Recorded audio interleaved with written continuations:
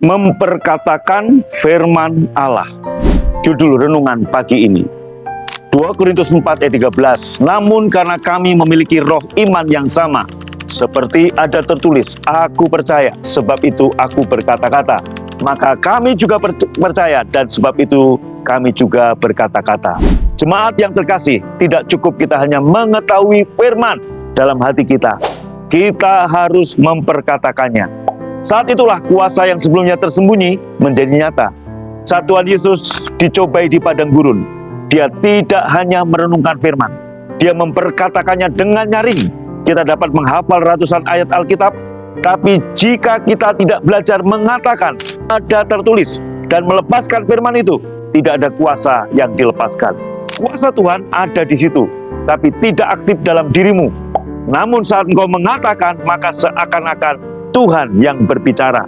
Firman Tuhan di mulutmu adalah seperti Tuhan sendiri yang mengucapkannya. Amin. Ketakutan bukanlah sesuatu yang dapat kita bantah atau analisa. Ketakutan itu irasional.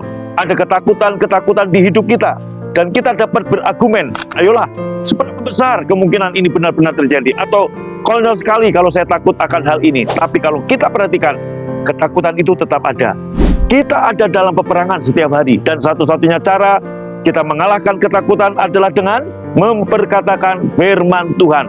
Untuk setiap ketakutan yang kita hadapi, dengan berkata, ada tertulis. Ada tertulis sebab Allah memberikan kepada kita bukan roh ketakutan, melainkan roh yang membangkitkan kekuatan, kasih, dan ketertiban. Saya ingin Anda mengingatnya. Ini adalah ayat yang powerful. Itulah kebenarannya. Tuhan tidak memberikan roh ketakutan untuk kita, melainkan kekuatan, kasih, dan ketertiban. Saya tidak peduli ketakutan yang sedang Anda hadapi saat ini. Takut menjadi tua, takut kena penyakit, takut kehilangan pekerjaan, takut gagal, atau takut nggak bisa memenuhi kebutuhan. Apapun ketakutan yang Anda alami, serukan, ada tertulis. Bagaimana kalau rasa takut itu kembali lagi? Katakan lagi. Kadang saya memperkatakan firman Tuhan atas situasi yang saya hadapi di pagi hari, siang dan malam. Setiap kali rasa takut itu muncul, saya memperkatakan sekali lagi firman Tuhan. Jadi ketika itu datang lagi, Anda ngomong, ada tertulis firman Tuhan, bla bla bla bla bla. Jika iblis ingin bertarung, hadapi, acungkan pedang roh, yaitu firman Allah, ke arah iblis. Dan setiap kali itu pula, iblis akan paham. Ada banyak ayat Alkitab yang dapat kita hafalkan. Tulislah ayat-ayat yang berbicara tentang area kebutuhan kita, dan persenjatai diri kita dengan ayat-ayat tersebut. Mari berkata dengan saya, Bapa, terima kasih untuk kuasa yang dilepaskan dari firman-Mu, untuk situasi yang aku hadapi.